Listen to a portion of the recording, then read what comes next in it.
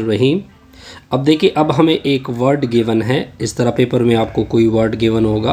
अब आपको गिवन है नेचर। कहते हैं कि इस नेचर से आप कितने वर्ड बना सकते हैं, ये आपका प्रॉब्लम है जी। अब देखिए, नेचर से आप कितने वर्ड बना सकते हैं, लेकिन ये आपका क्वेश्चन है how many ways to make a letter to word. इससे कितने आप दो वर्ड का लेटर बना सकते हैं, जैसे कि NA हो गया, ठीक हो गया जी। इस तरह वर्ड बनेंगे ना, TU हो गया, RE हो गया, इस तरह लेटर वर्ड बनेंगे, ठीक हो गया। हमने उठाना इससे है। आगे कंडीशन क्या है, repetition not allowed. Repetition not allowed का मतलब ये है कि NA और AN ये एक ही वर्ड होगा, ठीक हो गया। रिपीटिशन नॉट अलाउड का मतलब यही है। तो इसका सिंपल फार्मूला हम क्या करेंगे, वो तो आपको पता होगा, NPR। जब रिपीटिशन नॉट अलाउड का जिक्र हो तब हम डायरेक्ट NPR का फार्मूला इस्तेमाल करेंगे। टोटल वर्ड काउंट करेंगे, टोटल वर्ड है 5। आपने पिक कितने करने हैं, 2।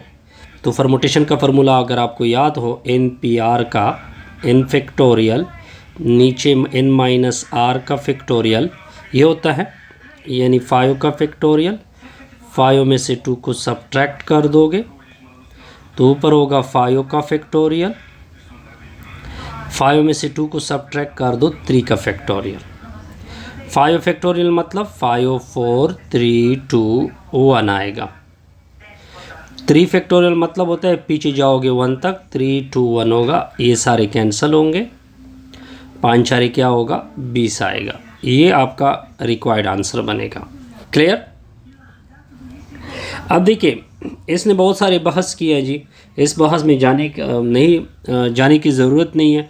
बस सिंपल, जब भी इस तरह आपको कोई भी वर्ड, जिस तरह के फॉर एग्जांपल अगर आपको दिया जाए, मैं एक खुद बना रहा हूँ, स्टेटिस्टिक दिया जाए, एक वर्ड दिया जाए, या मैथमेटिक्स दिया जाए, ठीक हो गया। बहुत सारे वर्ड आपको दिए जा सकते हैं इस तरह। मैथमेटिक्स दिया जाए और आपको साथ साथ ये कंडीशन भी हो कि आप इतने लेटर का वर्ड बनाएं, रिपीटिशन नॉट अलाउड करें, तब जितने, फिर आप ऊपर आपने टोटल लिखने होते हैं, फिर आपने जितने पिक करे हैं 2 लेटर 3 लेटर, ठीक है, वो आप फार्मूले में पुट कर दें तो आपके पास क्या आएगा, रिक्वायर्ड आएगा। अगर आप इसके बहस में जाओगे, जिस बंदे ने बहस की है, तो आपके लिए काफ़ी मुश्किल बनेगी। बस सिंपल सा इसका क्या है जी, सिंपल सी कैलकुलेशन करनी है, बस आपने रिज़ल्ट को क्या करना है, सिंप्लीफाइड करना है। ये इसका मैंने आपको पहले लेक्चर में बताया था कि सबसे मुश्किल काम ये होता है कि आप ये चीज़ अहस करें कि ये चीज़ परमुटेशन की है या कम्बिनेशन की है। अगर आप इस चीज़ को क्लिक कर गए तब आपके लिए कोई भी प्रॉब्लम मुश्किल नहीं होगा। आगे तो आपने सिंपल फार्मूला यूज़ करना होता है। जैसे कि इस वर्ड में जब रिपीटिशन नॉट अलाउड का जिक्र है तो हमने डायरेक्ट अंदाज़ा हो गया कि जी यहाँ पे किसका कम्बिनेशन होता है, परमुटेशन का वर्ड यूज़ हुआ है, ठीक है। अगर आप इसके बहस में जाओगे, इसने जो बहुत सारी चीज़ें यानी डिस्कस की, अगर इसकी तरफ जाओगे तो आपके लिए मुश्किल बनेगी। काइंडली वीडियो को लाइक किया करें, कमेंट्स किया करें और दोस्तों के साथ शेयर किया करें।